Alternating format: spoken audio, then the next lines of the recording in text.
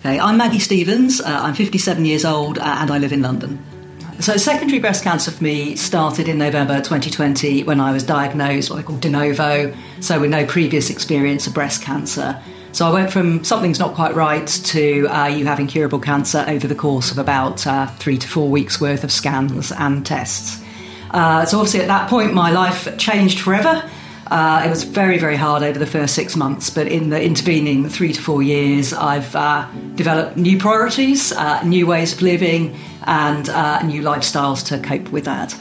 At the moment, I'm having chemotherapy for my cancer, but I've had a variety of different treatments over that time, some of which have affected my day-to-day life more than others. I'm still working. I've worked ever since my diagnosis. Something I would say is that it's a really personal decision whether somebody chooses to carry on working and how they work and how much they work. So this is very much just my perspective on it. For me, working has been a really important part of keeping a sense of normality in my life. So there's a part of me that is just not cancer me, it's just regular working me. And it also gives my days a bit of structure, gives my life a bit of purpose. And fortunately, I really enjoy what I do. And I also work from home and I work for myself. So I've got a lot of flexibility about what I do, which really helps. So the first thing I'd say is that cancer is covered by the Equality Act 2010. So it is classified as a disability. And I'd ask all employers to take that responsibility seriously. The second thing I'd say is that secondary cancer can be very different from a primary diagnosis where there is a return to work after cancer, where there is allegedly a return to normality. It's a forever condition.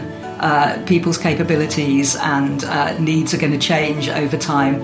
So I'd ask if there's any employers out there that are developing cancer policies to think about secondary cancer as different from primary cancer within it. And finally, I'd say that people's needs and wants and abilities will change over the course of time.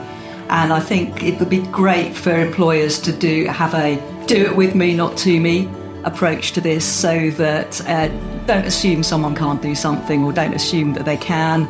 Work with them, but also understand that over time those needs will change.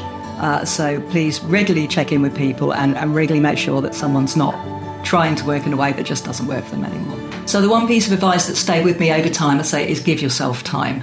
So give yourself time to come to terms with the diagnosis, give yourself time to come to terms with what's now important with you, and think about what your priorities are. And more importantly, just enjoy your life.